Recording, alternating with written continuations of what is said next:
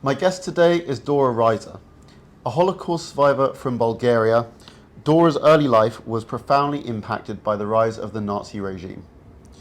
Despite facing unimaginable challenges, she emerged as an accomplished ballet dancer, actress, fashion designer, and writer. From escaping the Holocaust to appearing in Academy Award-winning Hollywood movies like The Dirty Dozen, Dora's story is truly remarkable. Dora, thank you very much for being here. How are you doing? Thank you very much for coming. Now we can start. Yes. Now we can start. You have said actually everything about me, so I have nothing more to say. Okay, well, this has been a great episode. Thank you very much. That's the shortest episode in podcast history, I suppose. Yeah. Anyway, first of all, I want to say that I was born in Sofia, but my father was German and my mother was Russian. But you know the wandering Jews, the wandering Russian, and my mother came from Moscow via Kiev, Odessa, Constantinople, and Varna. And my father came from Stuttgart. He wanted to make his fortune. He was a very ambitious man, like his daughter. And when he was 17, was very, very young, he came with nothing to Sofia. And when he was 33, he was one of the wealthiest men in Sofia. And he was an incredible man. I mean, he was really an incredible man. And he said to my brother, which he kept, he said, you can have a lot of affairs, but at home you bring a nice Jewish woman. And he went to a ball in Varna, an embassy ball, and Jews were accepted in Bulgaria. They were not different. And he saw my mother and dancing, and I said, but Papa, you went the next day and you asked for her hand. How do you know? How did you know that? How did you know? And he said, oh, I looked at her ankles, at her legs. I said, but she wore a long dress. He says, yes, but when she twirled, I saw her ankles. And there were high-bred. He loves horses. That were high-bred. I knew this was a woman. And he went the next day and asked for but of course, you know, the old-fashioned way. You cannot touch a woman and all that. When you go, the grandmother was always walking behind him, and he got fed up with her, and he married her within shortest of time. That is my mother, and that's it. I was born in 1938, and my brother said, you were born and the war started. Now, my father he knew everybody. He knew the old ambassador, the German ambassador. He was invited to the King Boris, to the Simon's birth, the christening. And he had all papers, and he's a Christian to hide, and we had a villa. And pure fluke, my father, I was 4.5, he said to the chauffeur, let's bring the family to the country. And the next morning, I remember it very, very well. He got up, he kissed us, and Mama was very worried. And he says, don't worry, I have papers, I'm a Christian, don't worry. And he went, and you know, Jews were not allowed to have anything. They were not allowed to have banks, businesses, anything. You know the whole story, obviously. I don't have to tell you. So he gave everything to his best friend. He gave him everything because this was him. He was poor, and my father took care of him and says, it will be all right.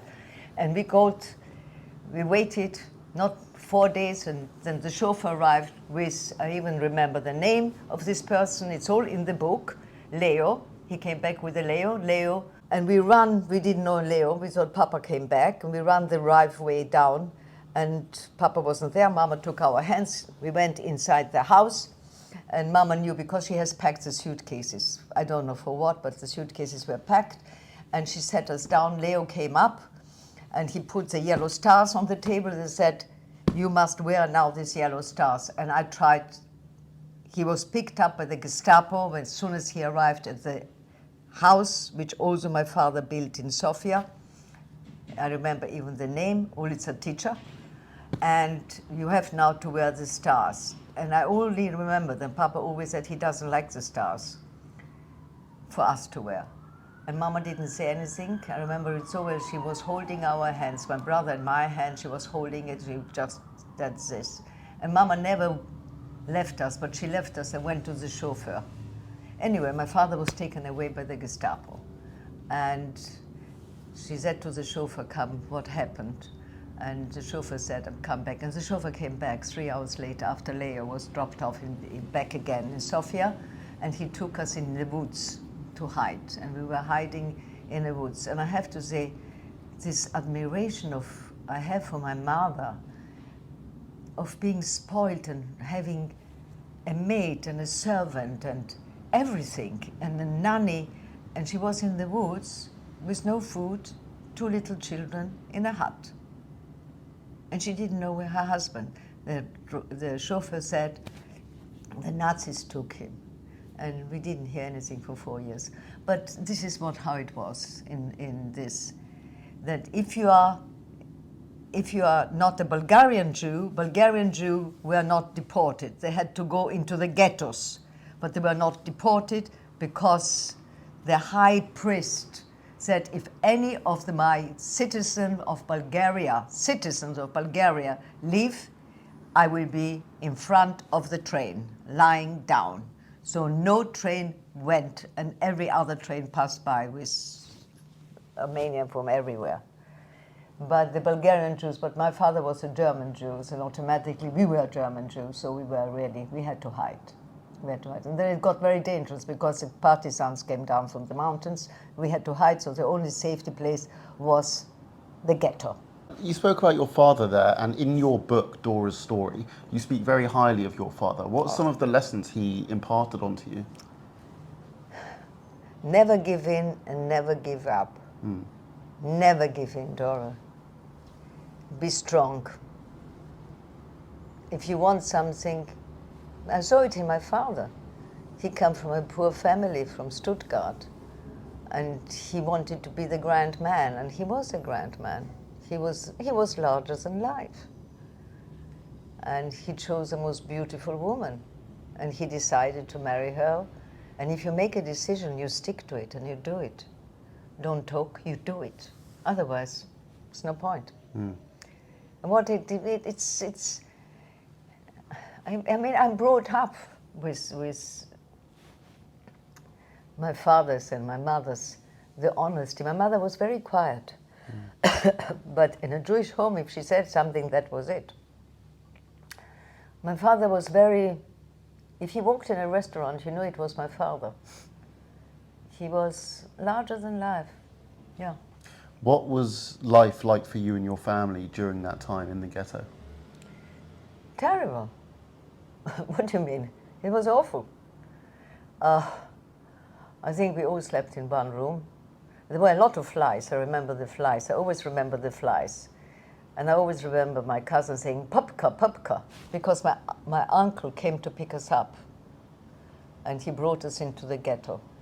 And it was terrible. But the one thing we found, because the Jews had to pay for their own ghetto to be there. We had to pay for it too, you know. Yeah. So next to us was a rabbi. And we always looked across his garden. He had a garden with vines, with grapes. And we said it to his son, "Can we have your grapes? You know, we're hungry. Can we have some grapes from your garden?" And he told this to his father. And his father made the separation between us, his garden and our yard, bigger and stronger. So I remember this very well. I said, "How do we get in? How do we get in?" And I found out where the rubbish is in the corner, there's not a gate. There's not a things. So we all were sitting there, and it was obviously we're going to go through this rubbish gate. So we went through the rubbish gate, and we took the grapes, and we ate the grapes. It was, the interesting thing was, we were eliminated to a very small space, and the space was called Schumann, the Schumann ghetto. As soon as we could get out of the ghetto, we went, and my mama always used to say, "Dorche," Dorche is Russian, "Dorche, as soon as we get out, we get to our beautiful house, we have everything as before, Dorche, just a little longer, Dorche." I stopped asking for Papa because I could see in her eyes. There were always tears in my mama's eyes. And when we came out of the ghetto, and Mama went to her place, and the door opened, and the woman's mama came back and said, it's not ours anymore. And that was that. So we went to stay with my aunt, who absolutely in 49, 50, she immigrated to Israel. You all forget, then all over Europe, look, how many Jews are left in Hungary? How many Jews are left in Bulgaria? How many Jews are left in Romania or in Czechoslovakia? How many? In Bulgaria, 6,000, and they are all old people. There was not old people when we were there. I mean, everybody forgets. Look around, look all over Iraq. Look what happened to us Jews. I want to know what happened after the Nazis were defeated. What happened to your life After then? the Nazis was defeated, the Russians came, and that was worse. We were not allowed to speak German. They took everything away anyway. I mean, there was nothing anymore and the Russian officer was in our place, in our house. He was a Russian officer. So we had absolutely no right for anything. I mean, they could take and do whatever they wanted to do. And also when the Jews left, they were not allowed to take any jewelry or money or anything. They had just 2 begelachs to carry, and that's all. And we escaped the Russians to Vienna because we found out through the Witzo that my father is in Vienna from what he went through. And it took us, I think, 2 weeks to get to Vienna, from Sofia to Vienna. And I think a lot of money was paid, to get permission, black money, to go. Yeah. We went with the train. Anyway, stopped all the time. The train was very slow. I just have a very nice memory in the train. Mama was completely exhausted because she was constantly holding our hands, and there were some Russian soldiers, and they were really very nice soldiers that took, and they said, she spoke Russian, and she said, you're exhausted, let me hold your children. And he was holding us when we slept. And there's many other things. You have to understand.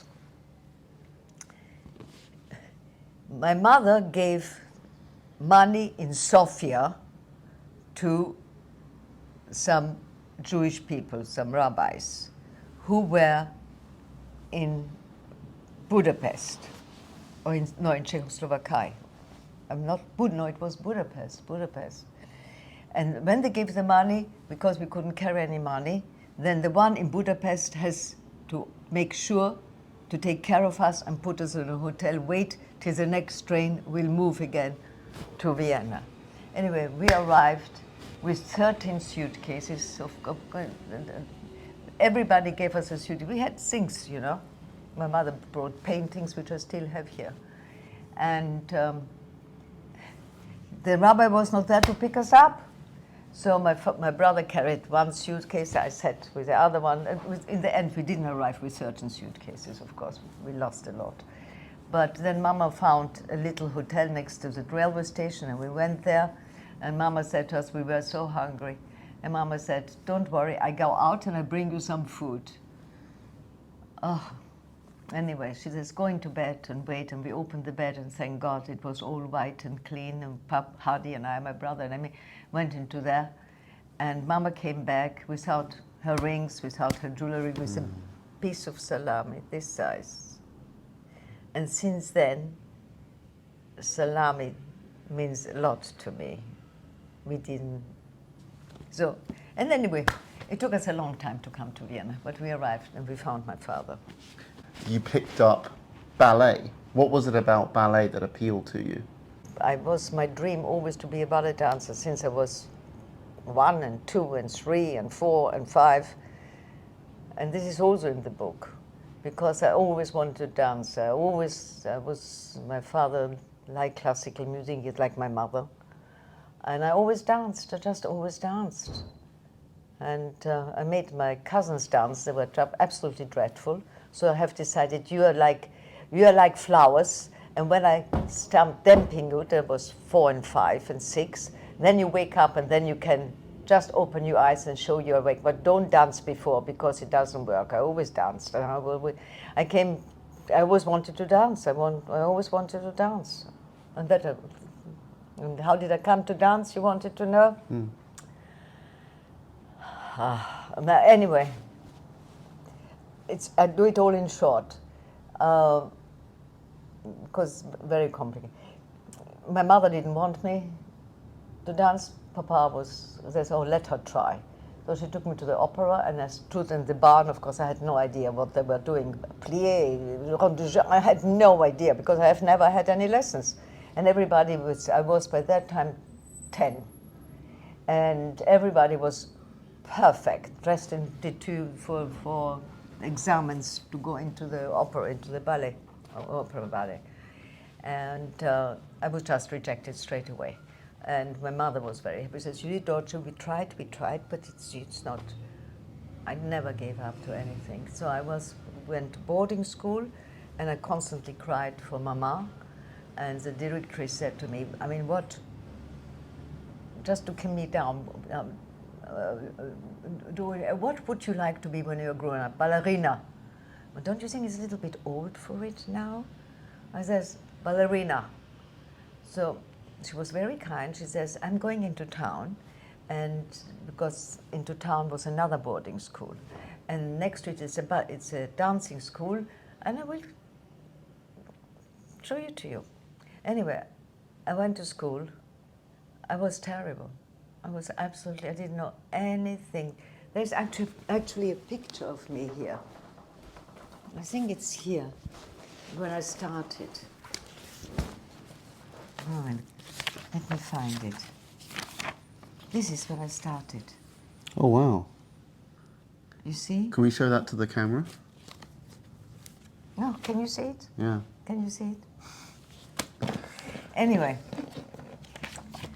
I started, and I just thought, I will make it. I will make it. Of course, I was terrible. I was in the last row. You know, if you're very good, you're at the first row in training, and also when you come out of the bar. But if you're very bad, you are on the last. And I was always on the last, and I said, I will be Annemarie and Susie, who were on the first row. And I said, I'm not even going to throw you out, because I'm going to be in front of you. And I was. I was. It took me 2 years, but I was there. I was there. I was right in front of them. And I was the youngest solo dancer, chosen by Hindemith. You know who Hindemith is? I don't. I kill you. I'm sorry. I'm sorry. Hindemith is not many people know. He's one of our great composers. He wrote a ballet with singers and all that. And by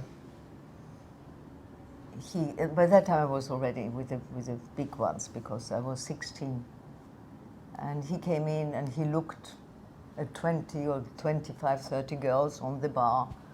And I didn't know who he was. He was there with the top choreographer. And he just looked and he walked out. And after the training, she called me and she says, you are being chosen by Hindemith. So I was chosen by Hindemith, and I was still in the corps de ballet. So after the rehearsal, for 3 weeks, I went to the director and I said, I want to get paid as a solo dancer and not as a corps de ballet. Because I was always in the back of me a businesswoman. And he says, but you know, you're only 16 or 17 or whatever, you know, you don't even come to that age. He says, yes, but I am there where the others are, which are 22 and 24.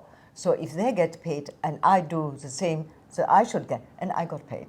Not as much, but it went up.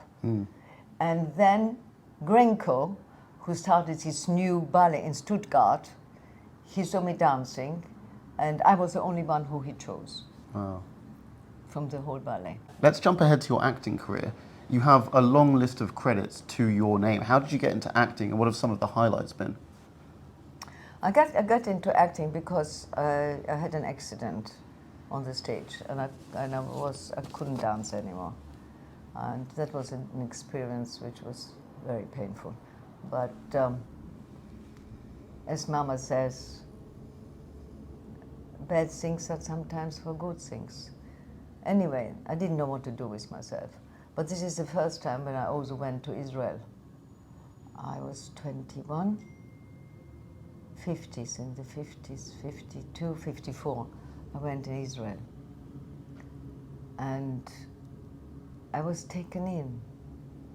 Don't also forget, we came from Bulgaria, ghetto and everything, Russian, to Vienna. And Rothschild gave his palace, which was empty, he gave his palace to the poor children. Then we actually had some country life and food and sleep, and it was very interesting. I belonged to Godonia Maccabi Chatzayir, they were the Hashomea and the Mizrahi. And we had our own, we stayed in the palace of things. But every morning we got up and we lined up, and the flag, our flag, went up, and we sang Zecher Tikva. And all these little children had tears in their eyes. And I always wanted to go to Israel. I always wanted to go to Israel. And it was very funny. We had to steal our flags not from the Mizrahi, from the Hashomea. And I said, why are we stealing the flag? But we had to be trained. Why are we stealing the flag? We have the same flag. I was 10 years old. But anyway, after the accident, it was terrible because I was in plaster from here to here. Oh. And then, of course, it's a long story. Read the book. And I went to Israel. I can't tell you, the people, I mean, you have to imagine, there just came the most horrible experience. I mean, the most of them lost family, like I lost my whole family in Germany. But the togetherness, the help, everybody was, it was,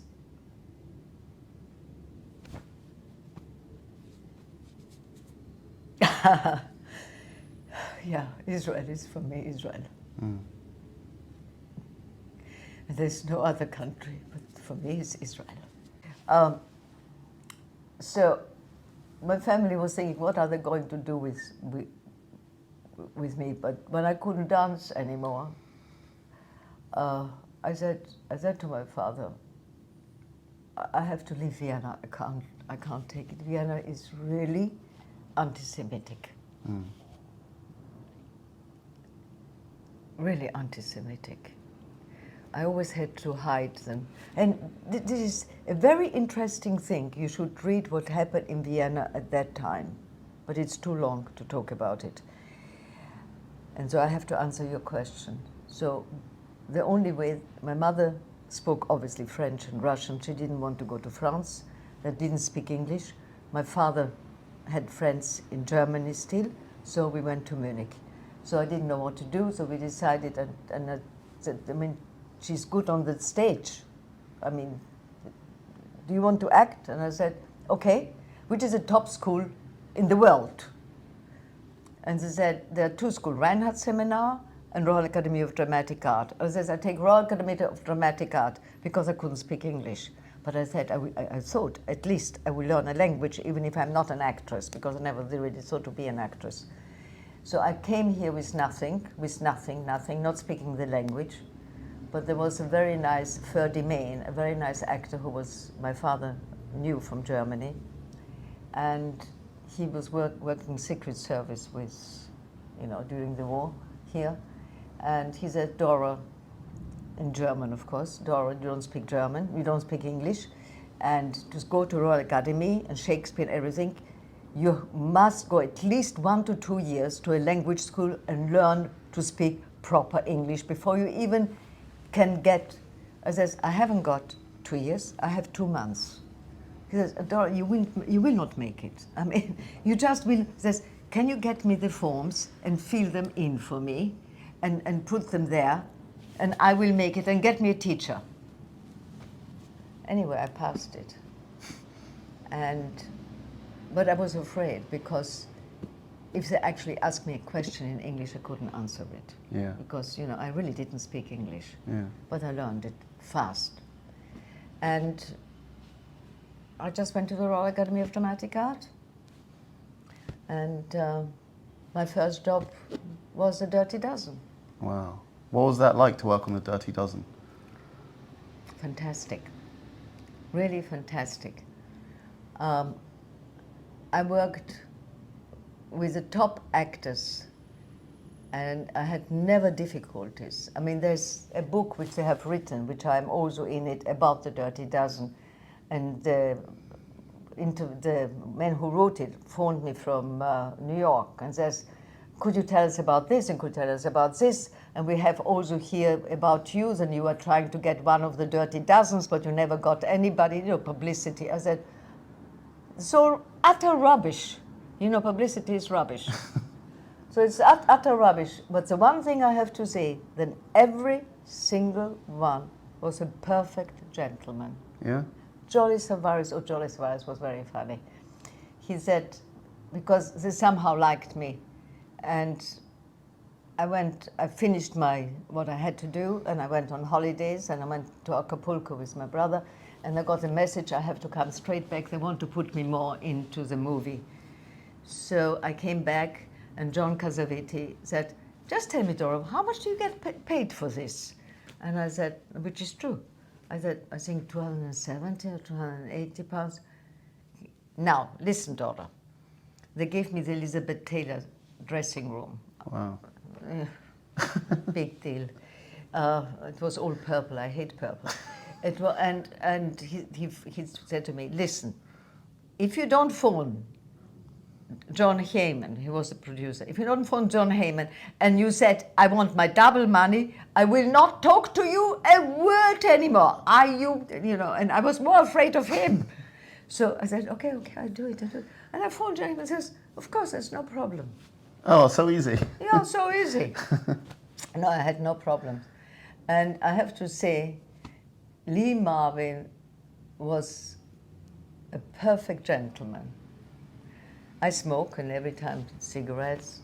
He opened the door to the cars.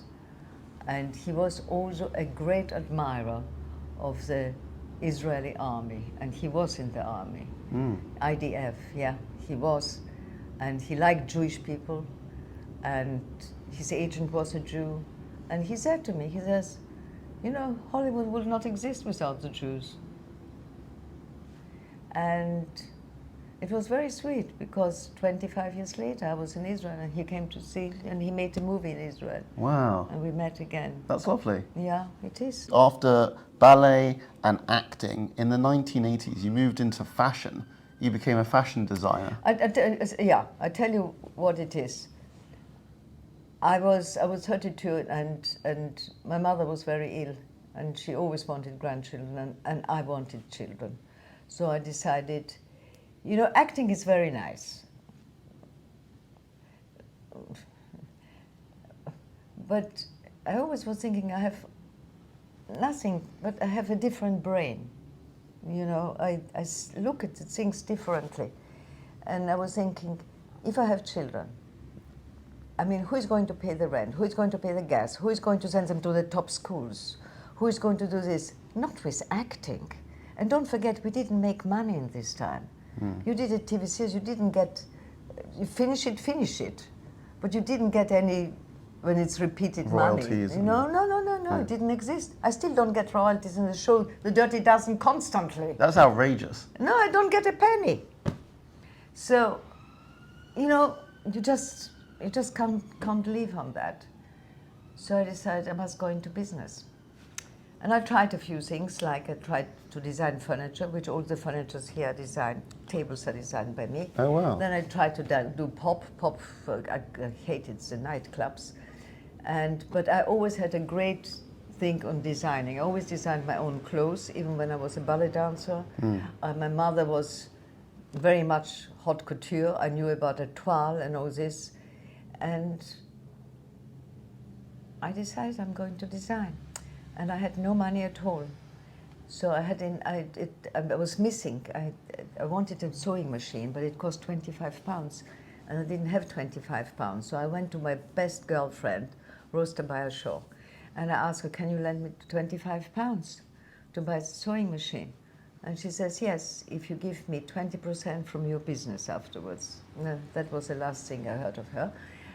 And I went and I did the business, and this is also a long story. That's not in the book. But I was very successful, because I really was a different designer. I mean, I was that so different than Victoria and Albert wanted my things, but I gave everything away. I designed, I mean, I just work all the time. I really worked. I only worked. And you cannot succeed. You have to have an utter determination, cut everything out, and work. And I had 2 sons, and this was my happiness in my life. Yeah. Yeah. When you were designing things, what was your inspiration? My inspiration, first of all, my mother was very elegant, very, very elegant. And my father was the best dressed man I know. Even when we had no money, my father came for breakfast in a morning jacket. He built, because he doesn't do these sort of things, he built a cupboard for his shoes. I mean, you cannot believe it, how particular he was, how well dressed. And even when we did, my father was always, and Mama was always very well dressed, always. She was sewing, and I remember after the war we had no material, nothing, and she got some flags and she made me little dresses. I couldn't wear them because they were itchy. So, but my inspiration came also from my Russian background, from my mother. I mean, John Collins was wearing my dress, Judi Dench was wearing my dress, Bloom, I mean, they were wearing, I just did different things. Like I did a woolen jacket with leather embroidery and Russian embroidery all here. And when I wanted to go into Harrods, that's how it was. I had only 6 dresses in my hands. And they said to me, oh, you have to write into Harrods and ask for an appointment to see a buyer. And there are different buyers for suits, for dresses, I just took my dresses and went there and I stood and I said, now, where's your buyer? Oh, you can't get hold of, you can't. Anyway, what is her name? Jill Hewitt. And I stood there. And this little girl passed by, little lady passed by, and she was, oh, good morning, Mrs. Jill Hewitt. Ah! But I did all sorts of things which you will not believe, which no normal person does. Yeah. I wanted to have the best crêpe de chine pleated. They wouldn't pleat crêpe de chine the best in that time. So I went to Scotch House, which does all the pleatings, the Scottish things. And I said to them, will you pleat me? Oh, no, we don't do that. I said, listen, just try. And if it doesn't work, it doesn't work. Because I knew for pleating that skirt, they will charge me 78p. Because that's what it cost at that time for the woolen skirts. Right. Which blah, blah, blah, blah. But if they do it all in a run, it stays 70. No, I had a very good business brain. Yeah. No, very good business brain. I did many things like that. And I mean, I had a whole window in Harrods. I had a whole area in Bergdorf Goodman. What do you want? I was a success. Through hard work and never giving in. And somebody once said to me, when I started, you know what they said? Including my husband's mother. She's crazy. She has not been to St. Martin's School of Design. She has not been anywhere. She is crazy. You tell me I cannot do it. All my grandchildren know. Don't say grandmother, she can't do it. Yeah. She really will do it. Clearly. You've had an absolutely incredible career. Now I want to get onto something more serious. Okay. As I'm sure you are well aware, there has been a global rise in anti-Semitism following Hamas's 7th of October terrorist attack. I feel I came here from Vienna, from this background, where my mother always said, don't look at them in the eyes. Always look away, don't look at them in the eyes.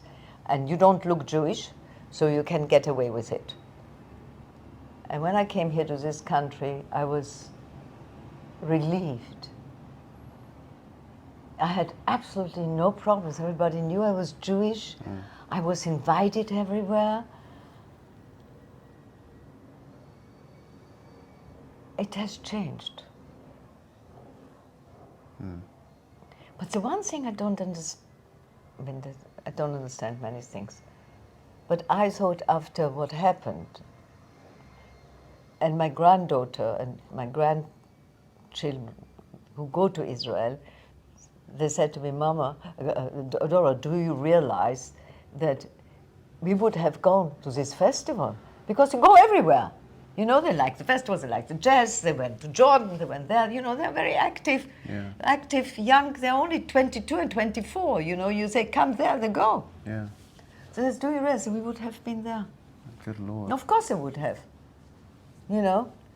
And I thought, after that, what happens, and the people will have more love towards us, and more understanding. And it has turned the opposite direction, and I don't understand it. So, you know, how I feel very upset. Yeah. Let me, I'm going to ask you a question now that I ask all of our guests, which is, if someone who is not Jewish comes to you and says that they want to help in the fight against anti-Semitism, where should they start? Where should they start? I mean, first of all, you go to, I cannot go because my husband cannot walk. Go all to pro demonstration, show your face, get known to the people. And the incredible thing, that we went once, we couldn't go through the whole thing, I had to bring my husband home. But everybody talks to everybody. Everybody will try to help you. If you want to do something, tell us what to do, da-da-da-da-da. You know, it's a very, Jewish people are a very open society. It's you know, you want to talk to us? We talk to you. So it's very easy to get in. Just go to one of the administration, start talking to people. And within short of time, you have a few more friends. Yeah, that's really what it is. That's it?